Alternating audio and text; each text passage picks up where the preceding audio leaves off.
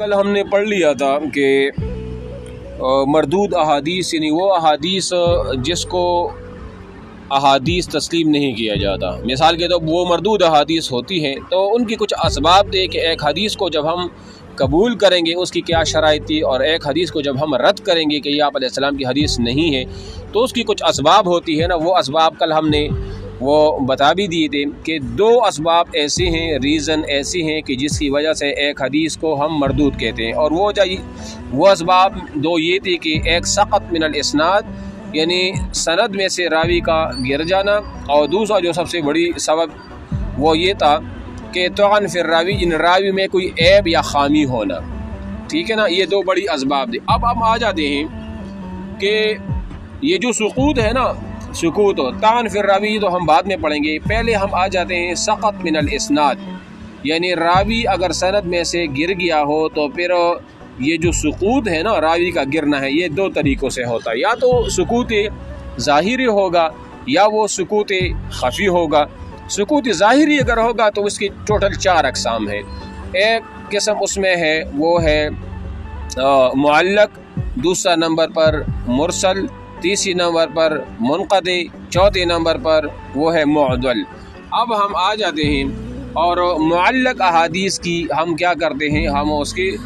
تعریف کرتے ہیں اور ایک مثال بھی وہ دے دیتے ہیں۔ اب معلق احادیث، علق یعلق تعلیقا، معلق کا مطلب ہے لٹکا ہوا یا لٹکی ہوئی چیز، اوپر کی طرف سے جو چیز لٹکی ہوتی ہے اس کو ہم معلق کہتے ہیں۔ جیسے پنکھا چھت کے ساتھ لٹکا ہوتا ہے تو ہم اس کو کہتے ہیں کہ یہ لٹکی ہوئی چیز ہے، کہ مانند ہے، یعنی اوپر سے تو وہ چیز متصل ہوگی لیکن نیچے سے وہ چیز غیر متصل ہوگی، مطلب وہ متصل وہ نہیں۔ جس طرح پنکھا ہوتا ہے اوپر چھت کے ساتھ تو متصل ہے لیکن نیچے کی طرف سے زمین کی طرف آپ دیکھیں تو وہ زمین کے ساتھ لگا ہوا نہیں ہوتا، وہ غیر متصل ہے۔ تو معلق وہ حدیث ہوتی ہے کہ جس کی سند کی انتہا، یعنی انتہا کا مطلب یہ ہے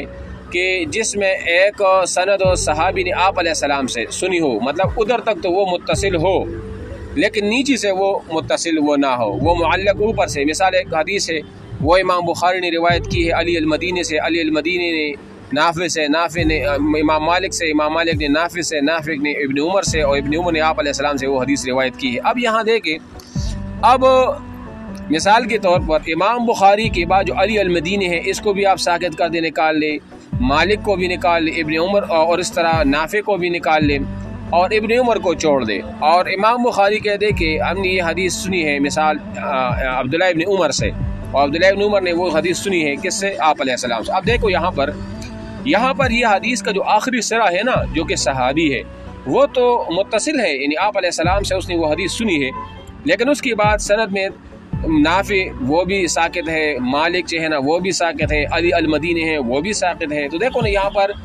آخر میں سند میں سرابی وہ گر گئے ہیں لیکن اوپر سے وہ متصل ہے، آخر جو سرا ہوتا ہے تو اس کو معلق حدیث وہ کہا جاتا ہے، ٹھیک ہے۔ اور اس کی مثال جیسے مثال کے طور پر اس کی صورت یہ ہوتی ہے کہ یا یہ کہ پوری سند حذف ہو، پھر یوں کہا جائے مثال رسول اللہ صلی اللہ علیہ وسلم نے اس طرح فرمایا، یعنی پوری کی پوری سند اگر حذف ہو اور آپ ایک وہ روایت اس طرح بیان کی کہ رسول اللہ صلی اللہ علیہ وسلم نے اس طرح فرمایا، اور بیچ میں سارے جو ہے نا وہ واسطے وہ آپ حذف کر دے، وہ ہٹا دے، یا تو اس طرح ہوگا۔ اس کی مثال ایسی ہے، مثال کے طور پر یہ آپ دیکھیں حدیث ہے ما اخرجہ البخاری فی مقدمۃ باب ما یذکر فی الفقد وقال ابو موسیٰ عد النبی صلی اللہ علیہ وسلم، یہ پورے حدیث ہے، وہ حدیث جس کو بخاری نے باب ما یذکر فی الفقد مشہوری میں ذکر کیا ہے کہ ابو موسیٰ کہتے کہ نبی علیہ السلام نے ڈام پہ اپنے گھٹنے جب عثمان داخل ہوئے، یعنی آپ علیہ السلام صحابہ کے ساتھ بیٹھے ہوئے تھے تو آپ علیہ السلام کا گھٹنا وہ نظر آ رہا تھا، تو اسی ٹائم حضرت عثمان غنی جو ہے نا وہ مجلس میں داخل ہوئے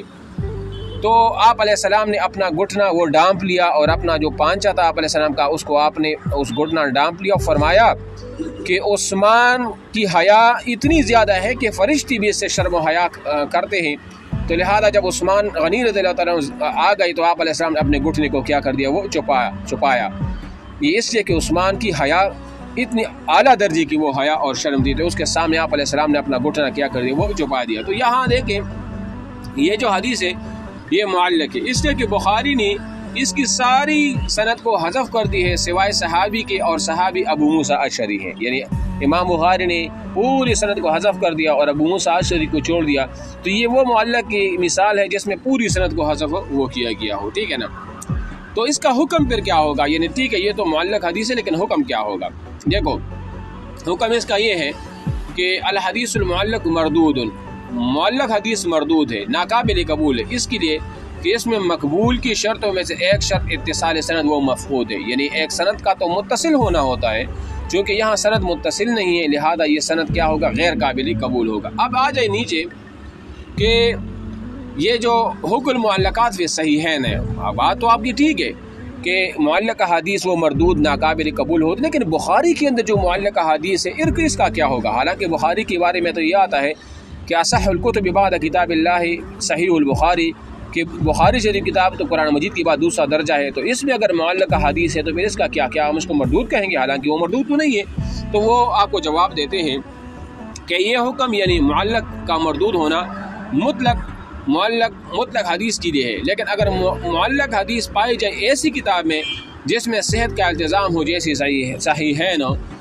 تو اس کو ایک خاص حکم ہے جو صحیح کی بحث میں وہ گزر چکا ہے، اور کوئی حرج نہیں کہ اس کو یہاں دوبارہ وہ ذکر۔ مثال کے طور پر اس کا یہ ہے نا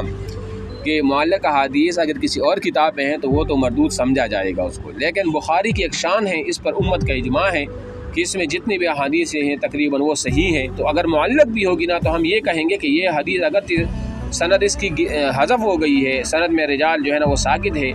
لیکن چونکہ اس پر امت کا اجماع ہے تو ہم لہٰذا یہ حکم لگائیں گے کہ یہ بھی صحیح کے حکم میں وہ کیا ہے؟ وہ داخل ہے اور اس پر عمل وہ کیا جائے گا، ٹھیک ہے نا۔